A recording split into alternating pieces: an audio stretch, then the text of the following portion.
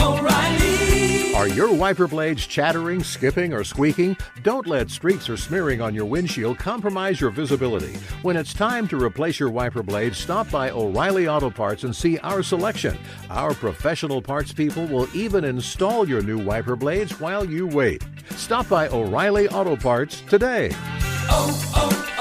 O'Reilly Auto Parts. Outdoor adventure won't wait for engine problems. Things like hard starts, rough performance, and lost fuel economy are often caused by fuel gum and varnish buildup. Seafoam can help your engine run better and last longer. Simply pour a can in your gas tank. Hunters and anglers rely on Seafoam to keep their engines running the way it should the entire season. Pick up a can of Seafoam today at your local auto parts store or visit seafoamworks.com to learn more. There's nothing like snook hook sets at dawn or catching a tarpon in the moonlight. Find your next fishing trip made easy on fishingbooker.com and experience the magic of the Sunshine State or any other destination on your fishing bucket list. Book a blue water adventure in search of sailfish or go snapper fishing with the kids. With over 6,000 captains and trips to choose from, planning your next one just got a whole lot easier. Download the Fishing Booker app on the Google Play or App Store, or visit them online at fishingbooker.com to book your trip today.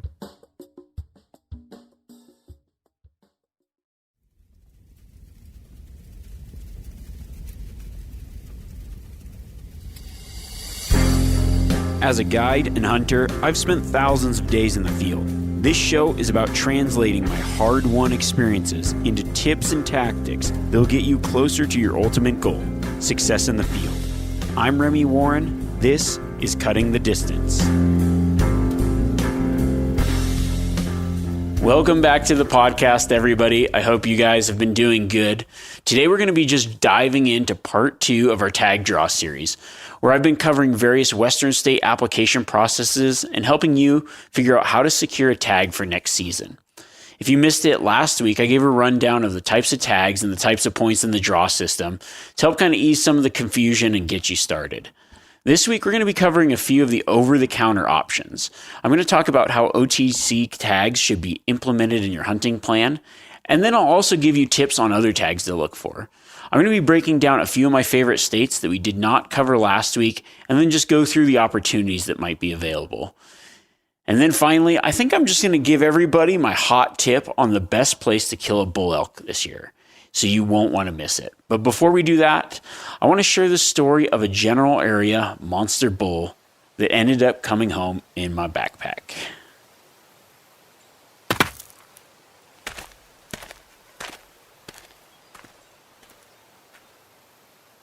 Now, if you were to ask me what would be one of the epitomes of hunting, one thing that comes to mind would be harvesting a large, mature bull in a general elk area.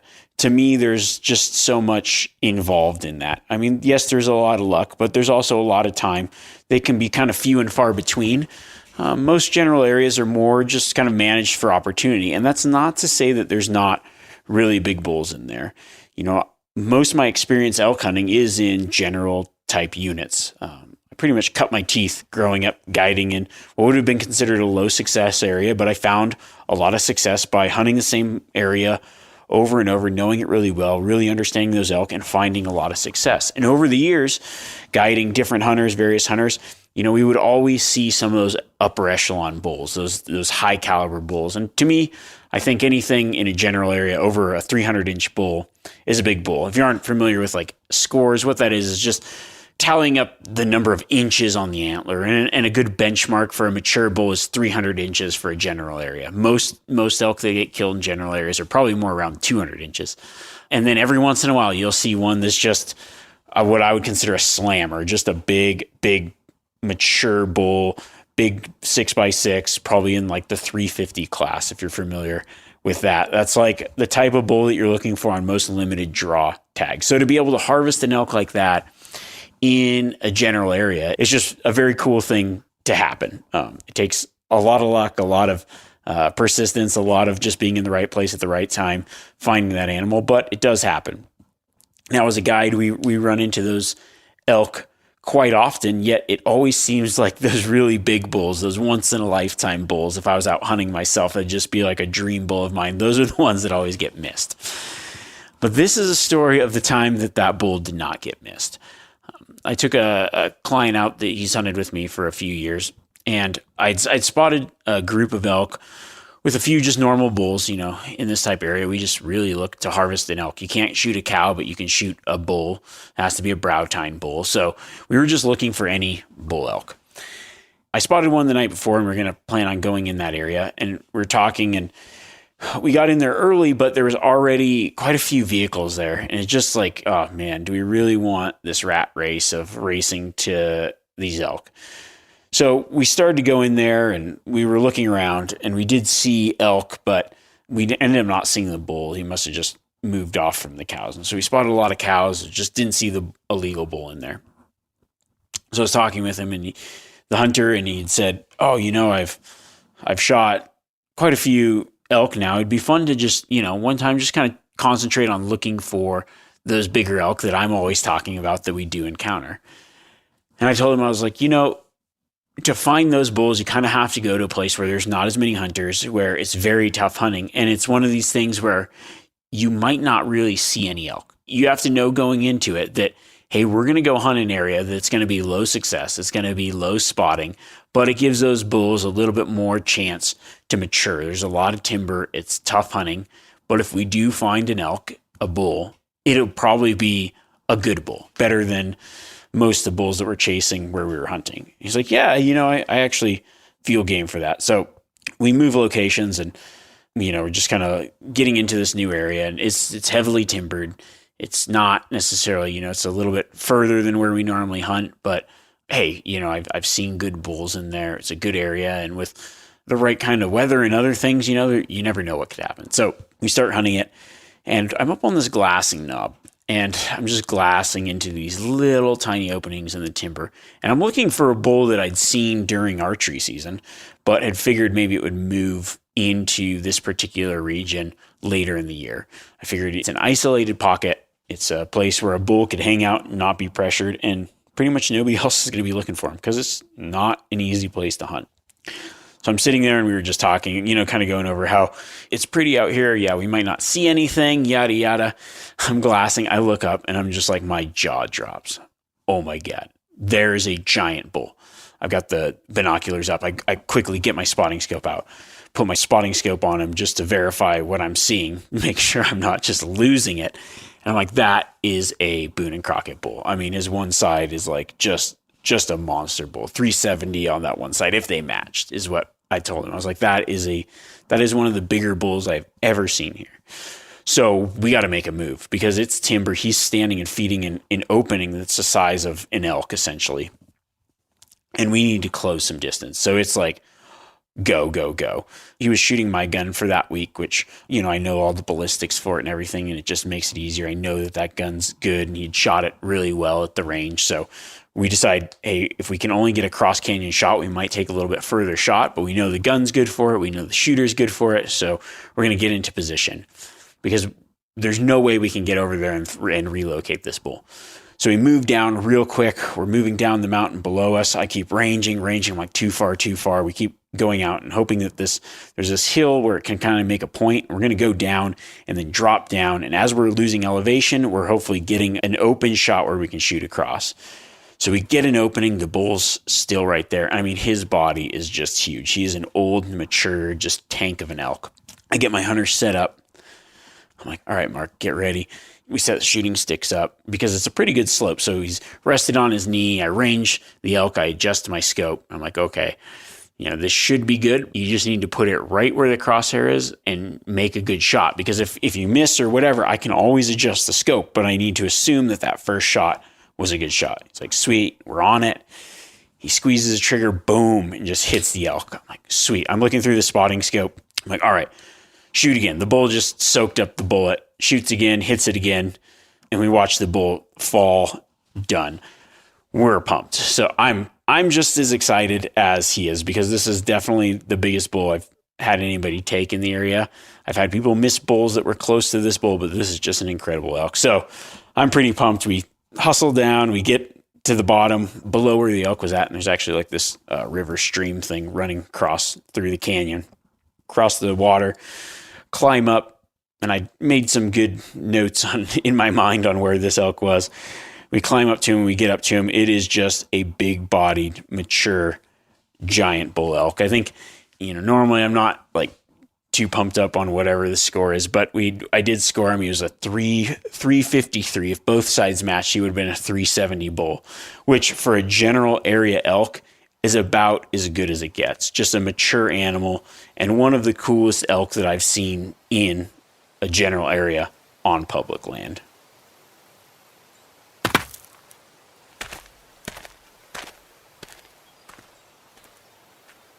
My best plan for planning a hunt is to have a strategy that involves having a system where you may obtain a more limited entry tag through a draw. So like we talked about last week, those areas that might take some preference points and you can kind of guarantee that you'll get it in 3 years, or maybe including in that an area that might be a random draw where, hey, it's going to be a really big bull hunt, but if you get lucky, you can get it.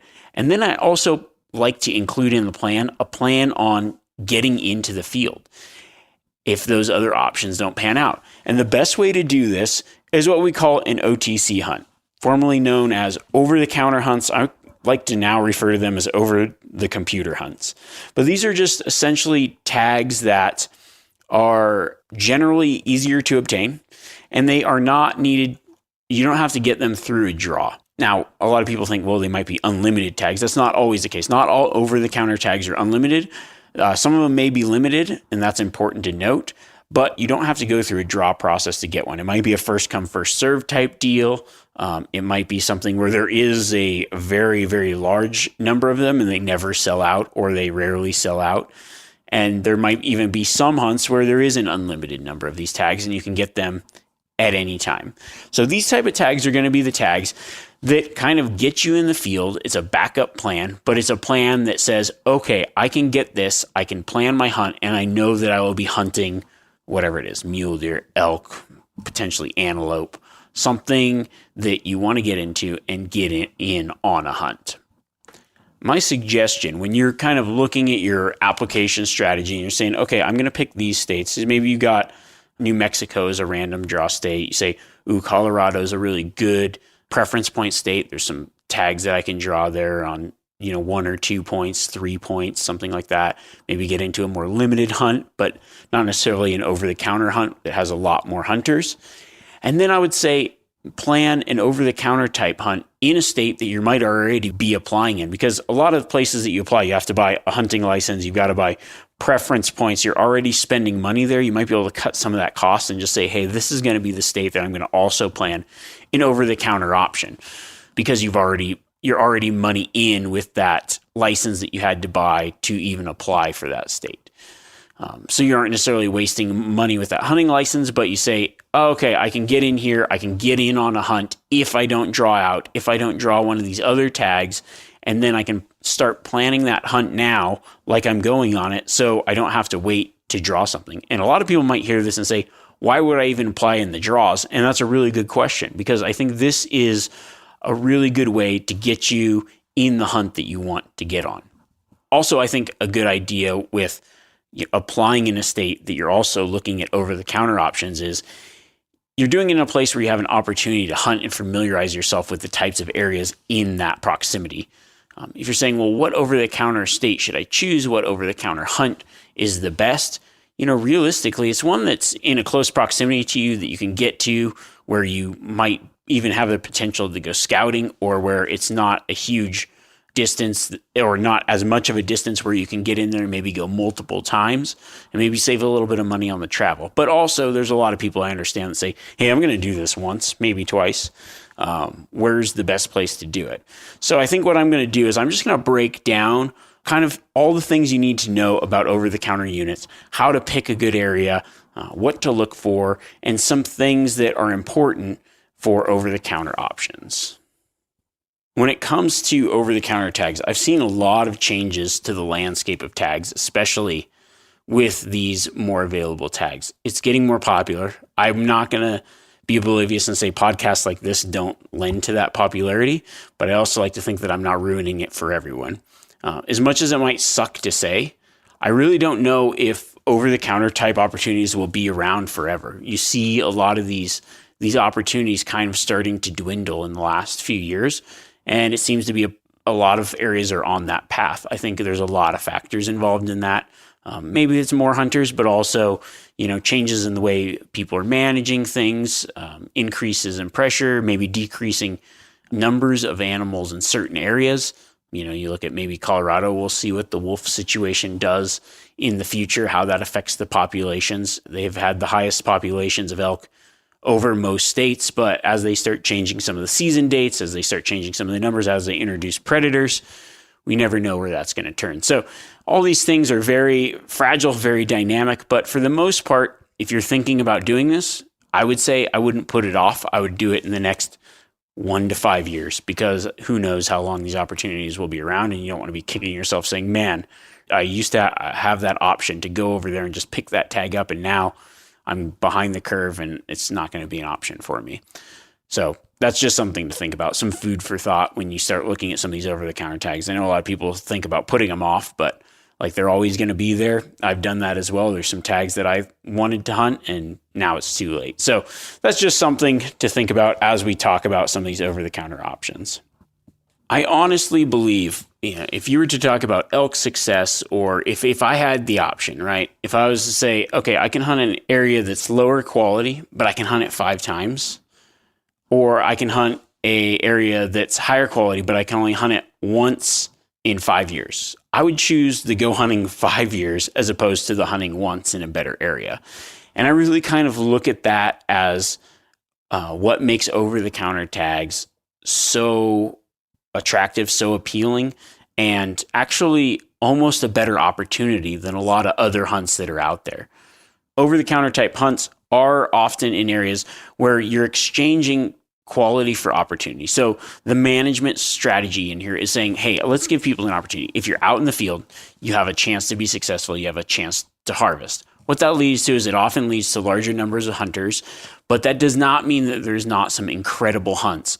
And I honestly believe that some of the best hunting opportunities out west currently are in over-the-counter tag areas, because you have the option of learning the area, learning the animals, learning their behavior, and finding success over a span of time. I would like to say, if you're planning on thinking about an over-the-counter hunt, if you were like, okay, I'm going to save up and go on one elk hunt in my life, so I want to be a good elk hunt, I think you'd be better off finding a cheaper elk hunt and going twice. That's what I mean to say, because you can go on that one elk hunt in a better area, but still not have that experience needed to be successful. That's really my selling point with a lot of these type of tags, is you can pick them up, and they're also a great backup plan if you don't draw something or don't have the preference points, or you're just getting into it. So I think the first step now is going to be just kind of discussing some of the over-the-counter states. So for elk, you've got Colorado, Idaho, Oregon, Washington, Utah, and then Montana also has a few over-the-counter cow elk tags. In those states, not all over-the-counter tags are in every unit. So you have to pick one of those states, get the regulations, and see what opportunities are available. Most over-the-counter tags are based on a season, so it might be an archery season. I know like Oregon and Washington have some great over-the-counter Roosevelt elk hunting, and then a lot of the Rocky Mountain elk hunting general areas is either limited to maybe a cow, a spike, or an archery season. Idaho has some great over-the-counter tags for both rifle and archery. They're split up in rifle or archery. Now you have to buy those by a certain date, and unfortunately this year is the first year that it's happened. They changed a lot of things, and those tags are no longer available over the counter right now because they need to be purchased by December 1st. And then you've got Colorado, which has an archery season. Generally it has 2 rifle seasons. They break most of their elk seasons into 4 seasons, and so normally the second and third are available as a general area in some places. So there are options there. And then Montana has a few cow tags, and Utah has a few archery tags, as well as some units that are over-the-counter bull elk tags. For deer, some of your over-the-counter options are going to include Oregon, Idaho, Arizona, Washington, California, and then for mule deer, also there's tags available in Nebraska and South Dakota. Each one of those states, it varies depending on whether it's archery over the counter, whether there's some rifle over the counter. Arizona and Oregon are mostly archery over the counter. Idaho has some rifle over the counter. California has rifle and archery over the counter, as well as some seasons that allow you to hunt archery and rifle. So if you don't harvest in the archery season, you can hunt during the rifle season. And then for antelope, as far as I know, I think the only over-the-counter options for antelope are archery tags in Nebraska and a few areas in Colorado. And then probably one of the most available over-the-counter hunts would be a bear tag. Almost every Western state offers some bear tag, whether it be spring or fall season over the counter. So that's always a great option. Say like, hey, I want to get out west. I want to do a hunt. I didn't draw a tag. What can I hunt? Bear tag's a really good tag to look at and think about, because you can pick those tags up for the most part, even right before you hunt. So it's not something that you have to necessarily plan ahead of time. Most of those tags are available in kind of unlimited quantity.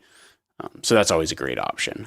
Now, outside of over-the-counter tags or OTC tags, some states will actually offer a draw tag that turns into an OTC tag when those are underserved hunts. So almost every state that has a draw system offers everything in the draw.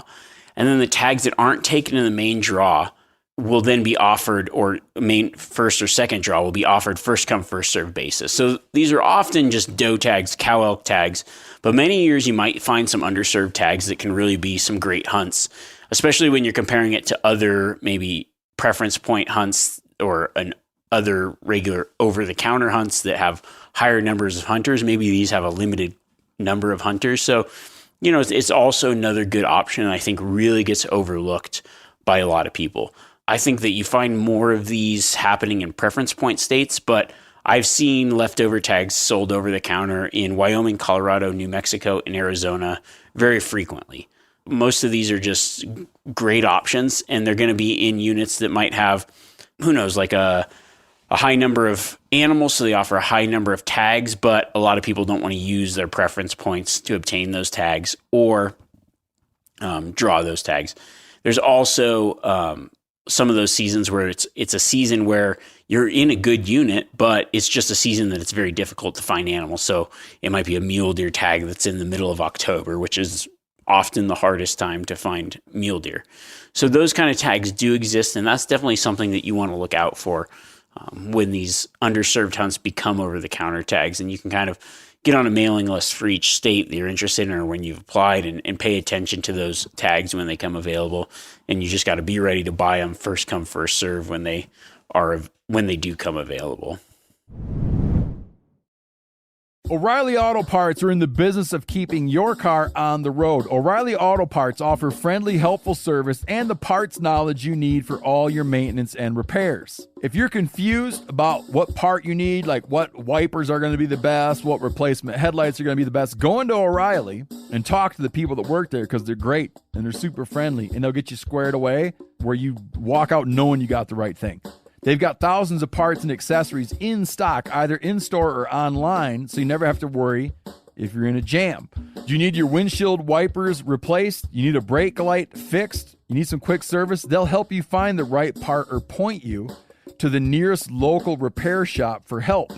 The professional parts people at O'Reilly Auto Parts are your one-stop shop for all things auto do-it-yourself, and you can find what you need in-store or online. Stop by O'Reilly Auto Parts today or visit us at O'ReillyAuto.com/MeatEater. That's O'ReillyAuto.com/MeatEater. We've all seen plenty of gadgets and fads come and go, but here's one product that stood the test of time: Seafoam Motor Treatment. Lots of hunters and anglers know that Seafoam helps engines run better and last longer. It's really simple. When you pour it in your gas tank, Seafoam cleans harmful fuel deposits that cause engine problems. I'm talking common stuff like hard starts, rough engine performance, or lost fuel economy. Seafoam is an easy way to prevent or overcome these problems. Just pour a can in your gas tank and let it clean your fuel system. You probably know someone who has used a can of Seafoam to get their truck or boat going again. People everywhere rely on Seafoam to keep their trucks, boats, and small engines running the way that they should the entire season. Help your engine run better and last longer. Pick up a can of Seafoam today at your local auto parts store or visit SeafoamWorks.com to learn more. There's nothing like snook hook sets at dawn or catching a tarpon in the moonlight. Find your next fishing trip made easy on fishingbooker.com and experience the magic of the Sunshine State or any other destination on your fishing bucket list. Book a blue water adventure in search of sailfish or go snapper fishing with the kids. With over 6,000 captains and trips to choose from, planning your next one just got a whole lot easier. Download the Fishing Booker app on the Google Play or App Store, or visit them online at fishingbooker.com to book your trip today.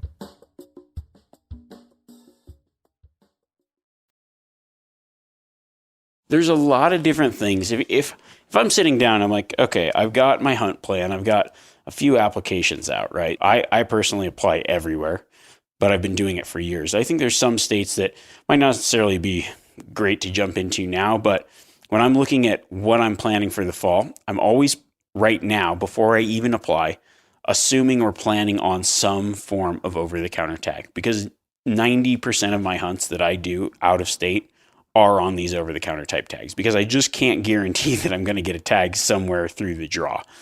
And I think that is the way that most people probably find hunting out of state, especially when it comes to mule deer and elk out west. So what I look for when I'm deciding units, I first look for areas, and I look at the public land and the access in that unit. I look at season dates, the type of hunts available, then the type of other tags and seasons in there. And then I kind of ask myself, well, are there draw tags in the unit? And then I look at a little bit of the statistics for each area, including success, hunter congestion, and then the land type uses. So I'm going to break all those down and kind of run through those. And these are things that just go through my mind when I'm looking at an over-the-counter tag. So let's say I pick a state. I use, there's a lot of different companies out there, or you could just pick up applications and regulations for each state and just understand, okay, where are these over-the-counter tags? I use Go Hunt a lot. I also like to look in the regulations myself and just flip through and say, okay, I outline some over-the-counter tags. Then I'll pull out like my Onyx maps and I'll do a little bit of research on that tag. So I'm going to say how much of this area, so I'll go through all the areas, I'll write them down. I'll say how much of this is public land, or is their access going to be difficult? And now, because you got to think, okay, they're offering these tags in a large quantity or kind of without a draw system. Why is that? Is it because there's a lot of land, they want to provide opportunity, or is it because a lot of it's private and nobody has access to it, so they want to incentivize those people with private land to be able to harvest animals? So you got to look at that and you go, okay, just because it's a lot of private land is not necessarily a deal breaker for me. As long as there is some kind of fringe hunting, it might still be a good tag. If I look at it and go, this is all private land, it doesn't look like there's any good areas in here mixed in, there's no checkerboarding, move on to the next one and find an area where there's something that I can hunt. Then I'm going to also look at, okay, what kind of hunts are there? Is it an archery hunt? Why are these tags available over the counter? Is it an archery hunt? Is there some off-season dates available? Is it a unit that, for whatever reason, they just have a lot of tags available? So it's probably got maybe a high population, but maybe it's got some rugged country, some really remote areas. What's that land look like, and what kind of hunts are there?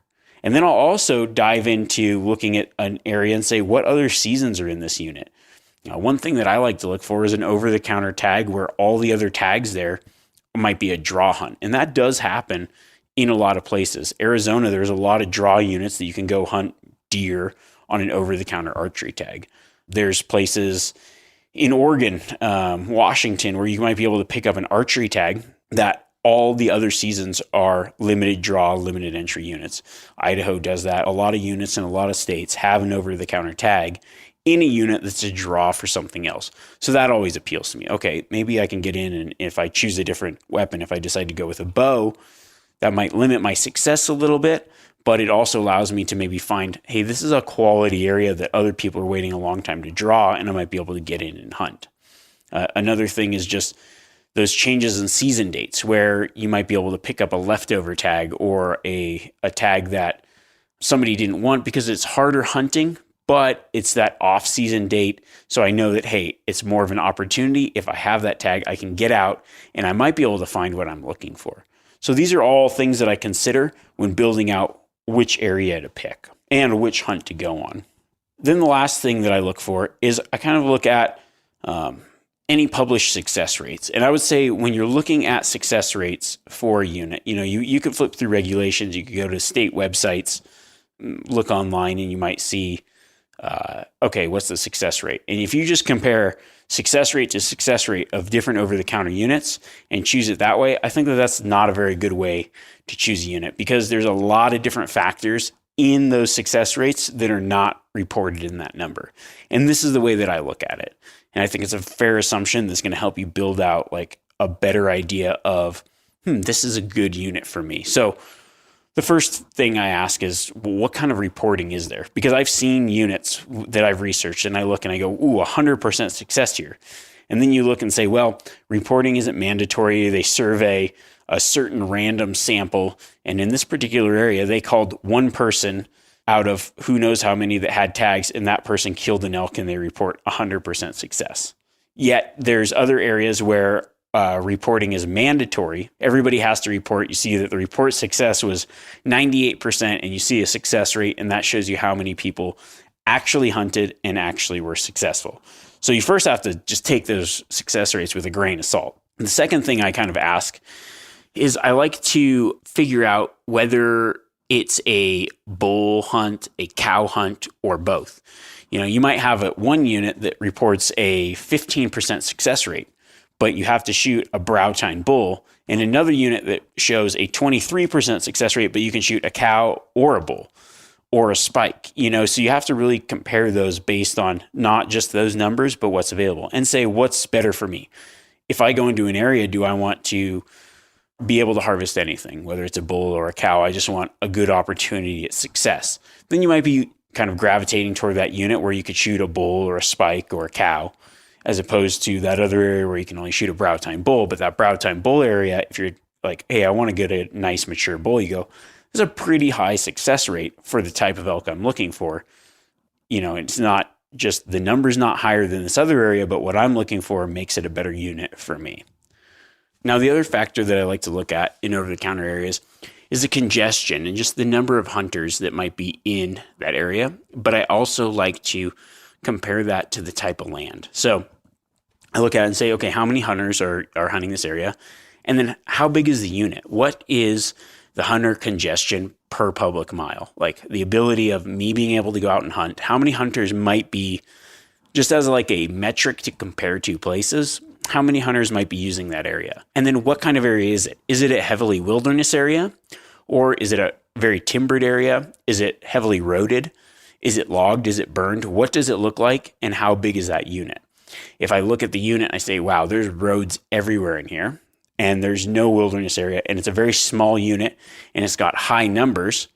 Well, that might, for my personal hunting style, might not be as good as an area that now I look at and say, okay, this area is 4 times the size, but it has 3 times the hunters. The hunter congestion per public mile is lower, and there's some really big wilderness areas that I could probably get away from a lot of those people. So for me personally, that's good, but for someone else, it might not be. So this is how I kind of research these over-the-counter areas and decide what's right for me. Now, you might look at that heavily roaded area. You might say it has a lot of tags, and then you go back and look at the success, and it might have a higher success rate. You say, hey, this is the kind of hunt that I want. I want to be able to go out. It's obviously got a lot of animals. There's a lot of hunters. A lot of them are successful. I'll probably find something. I won't have to get too far away or pack in somewhere, and I'll have a good, reasonable chance at success. That might be the kind of hunt you're looking for, and that's kind of how you can decipher those hunts when you're looking at all these over-the-counter tags and just pulling up these different statistics that might be reported. I think with a little bit of legwork, over-the-counter options are a must and a reality for most people. It's a must to research and then add it into the plan. And it's an honest reality for most hunters. I think that a lot of people always want to go for the biggest and the best, but the bulk of hunts taken, the bulk of elk and deer taken are probably, or hunts that people go on, are in these OTC type areas. And that is especially true because most of these states for residents, a lot of these areas that might even be draw for non-residents or over-the-counter for residents. So when you're looking at hunters overall and the hunting experience, over-the-counter tags play a huge portion of that game, of getting people in the field and giving people an opportunity. And I think it's really good when you're thinking about planning out your hunts, and when we talk about draws and how do you get a better hunt, but how do you also plan on going on a hunt, this is the way to do it. So I like to originally, when I set out my plan, I start to think and look at and research over-the-counter options and plan for that hunt like I'm going on it. Then I do the draw, and if it doesn't happen, then I plan on going on this other hunt, because it's, while I'm playing that waiting game, I need to gain that experience out in the field hunting. And that is really, I think, the best way to look at these over-the-counter tags. And I really think that these are some of the best hunts out west and the best hunts that you can get into and gain that experience.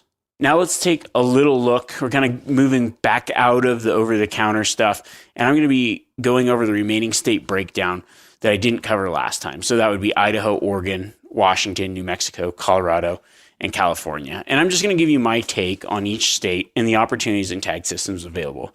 Because what I really wanted this whole thing to be was just a look at the tag systems out west, especially for those that aren't very familiar with it or maybe have never thought about going across state lines to hunt somewhere where they don't have opportunity where they live. And so if you have all the states broken down, I think you can kind of pick something that's best for you and works best for you. Now, let's just start with Idaho. I think in the past, Idaho's been known as probably one of the best over-the-counter states, but recent changes really kind of made that difficult to obtain some tags there. So most of them were purchased on December 1st, and I don't necessarily know that there's much left for that, but things might pop up after the draw. They also have a draw system as well for a lot of good areas. And in that state, you have to choose either elk, deer, and antelope. So you can go elk, deer, antelope, and that's due in June, or you can choose one of the following: moose, sheep, goat. Now, if you apply for moose, you cannot apply for elk, deer, or antelope, and you cannot apply for sheep or goat. So you can pick one of the once-in-a-lifetime tags, or you can kind of go and apply for each three of the elk, deer, and antelope, if that makes sense. And the reason they do that is because they have no point system, but they kind of want to shuffle hunter and demand. So that kind of helps with the odds, or it really helps with the odds, because Idaho really does have the best draws for moose, sheep, and goat in the West. And then it has pretty decent odds for the elk, deer, antelope in some pretty good units, and everybody's kind of on the same playing field. So it is a good place to apply if you're interested in one of those. Another good thing, the kind of way that I incorporate Idaho into my plan, is the deadline to apply for elk and deer and antelope is a lot later than most states, in June. So you might even know if you apply in another state whether you drew a tag or not. So it's a good state to consider as kind of a last ditch attempt at drawing something before purchasing an over-the-counter tag.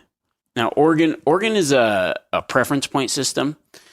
They have a random draw for their sheep. So that one is random. That's not on points, which I think is actually pretty good, because for sheep tags, because they're so limited, if you have a preference point system in your state for sheep, people just getting into it, or people 1 point behind max, are never going to get a tag in most cases.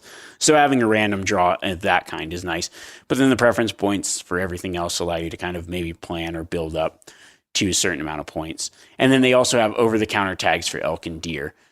The point creep is pretty bad in Oregon, and you probably won't draw like a limited entry high-end tag there unless you've been already started for a while. I hate to have to say that, but it's probably true.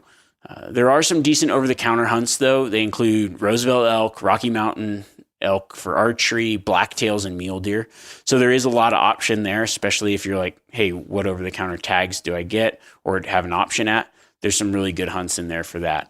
Washington is a bonus point draw, but it actually, for non-residents, it can be quite expensive. There's quite a few general units that aren't necessarily over-the-counter, but you can draw. And those are a good option if you're applying for something else. Then you kind of have that over-the-counter general tag type mentality. You're like, hey, I'm going to go elk hunting there. It's a good state to apply for. And then there are some other over-the-counter options for Roosevelt elk and blacktail deer. So there's a lot of options there.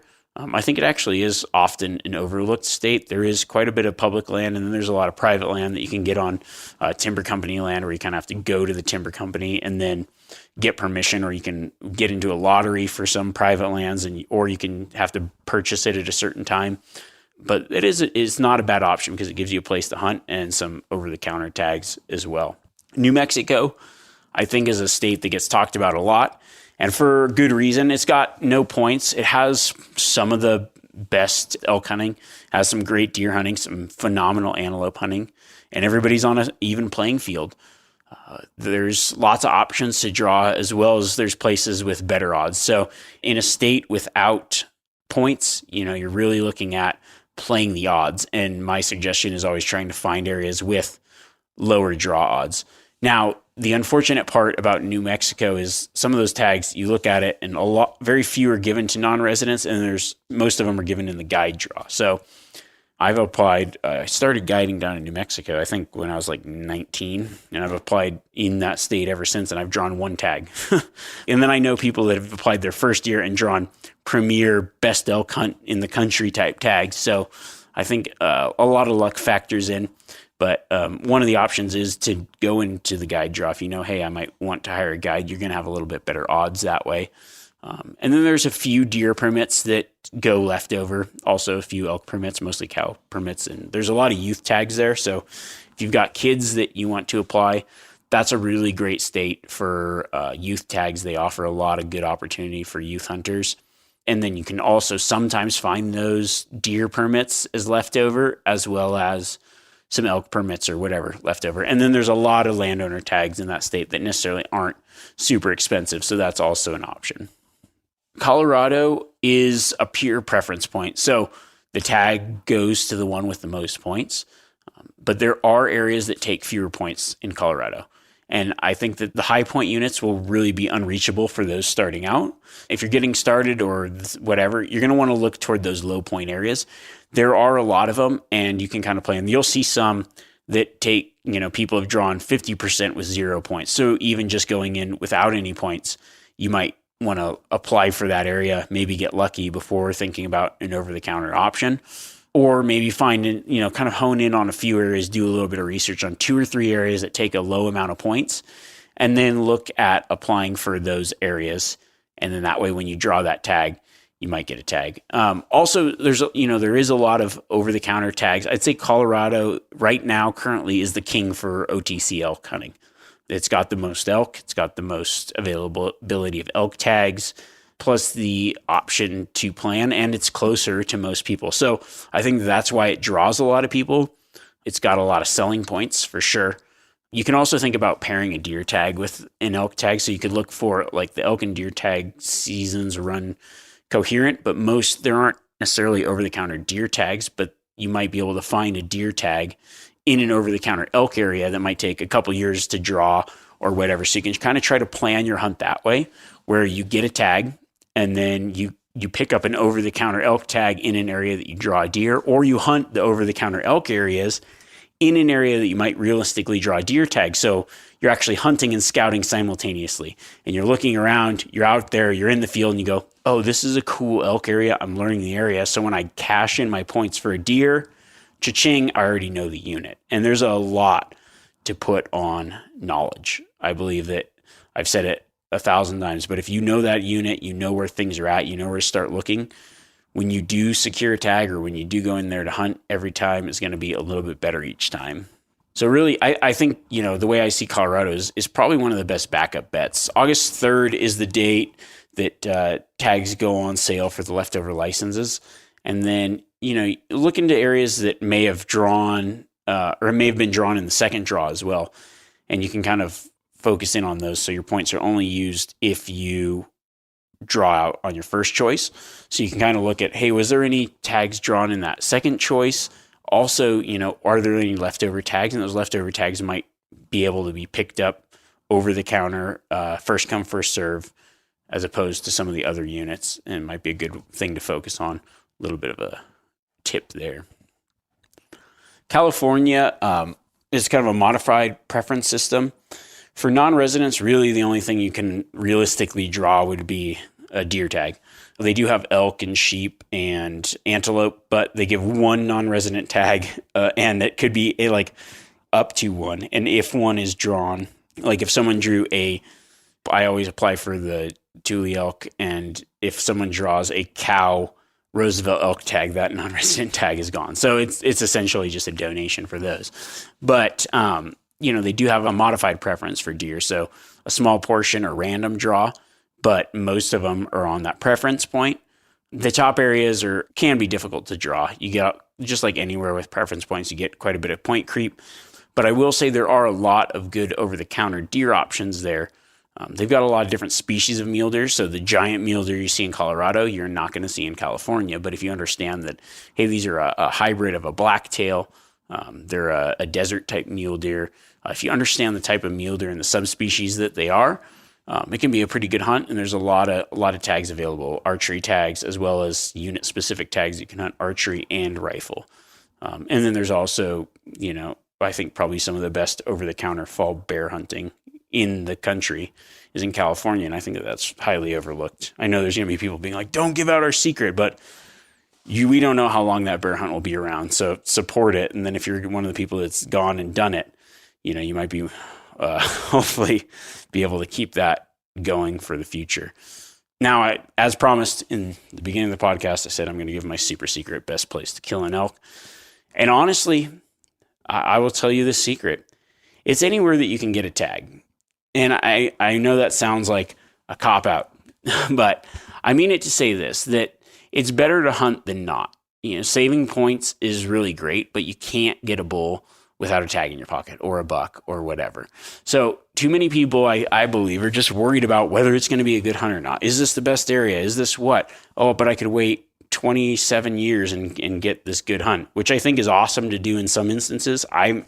I do that as well, but I'm also using other hunts to look for, or other types of tags to make sure that I can get out and hunt. You make it a good hunt. So if you're worried about it being a good hunt, you're the one that makes it a good hunt, especially if you can hunt it for a few years. I could really tell you the places where the biggest bulls in the country come from. It's not hard to figure out. There's units in Utah, Nevada, and Arizona where some giants come out of, but not being able to get a tag does you no good. So my super secret place to kill an elk is anywhere you can pick up a tag. Just get out and get hunting. I personally don't like to give out hot specific areas or picks because it skews the odds unnecessarily. And by unnecessarily, I mean it might be a really good area with a certain type of elk densities and big bulls, this, that, and the other thing. But if you skew those odds, there might be another place that is just as good that you can actually get into and hunt. And so I know I don't like to use my platform to kind of skew the odds in certain areas. So pick a place that you can have access to hunting, where you can easily get to if possible, and where you can actually get out. And that's the secret sauce. So where I like to hunt is never really better than another spot. It's just where I find myself with a tag, and I make good on it. And sometimes I try to find those places where I can do that year after year. And over the years, I find a lot of success that way. I hope this helps you guys get a grasp on some of the options that are out there and get you pointed in the right direction for getting into a hunt. I found a large portion of the listeners are looking to go on a Western hunt, and I just keep getting the biggest hurdle is, where do I even get started? It seems like there's an endless amount of land. There's all these options, restricted draws. My head's exploding. I don't know what to do. And then they just paralysis by analysis, and it just ends up being that dream that's on the back burner as opposed to something that's in the planning portion. So I know some of the tag stuff can get a little dry, but I also kind of geek out on it because it's something that I've done for so long, and I really enjoy this time of year. It's fun to jump in. It's fun to do this kind of research. It's fun to look for options and dream of the hunts that you can go on and plan something for the future and maybe look for something to do right now. And that kind of stuff pumps me up. And I know that it's a lot of things that people that listen are asking, because I know there's a lot of you out there that you're like, I'm listening to this guy about all these Western big game hunts, elk hunting, mule deer hunting, public land hunting, yet where I live isn't like that. And so, you're just building up this knowledge base until you one day get out and get to do it. And I think that this is a good learning lesson, especially for people that, where you hunt or where you live, maybe you look around the map and you're like, hey, it's not that far for me to go over here and maybe have another opportunity. There's not over-the-counter tags where I live, but I could go drive 7 to 15 hours and maybe get on a hunt once every 5-10 years, whatever. It doesn't really matter. So yeah, I hope that helps. And before we go, I just want to remind everyone, if you have questions, now's the time, because we're coming up on a new Q&A. So it can be anything about tag draws, archery, hunting, just general life advice. I don't know, throw something out there. The best way to do that, you can send it to me on Instagram at Remy Warren. Send me a direct message. I try to scroll through those, screenshot the ones that I'm like, ooh, that's a cool question, and then try to read those through our Q&As. So anything you guys got, I like to try to keep them timely and based on some of the recent podcasts. If you got those are coming up. Also, thank everybody for the ratings and reviews. I really appreciate those. I saw kind of some new ones pop up. So wherever you listen to the podcast, if you want to give us a rating and a review, I appreciate that. And that's really it. This will conclude our application series. And on that note, goodbye and good luck.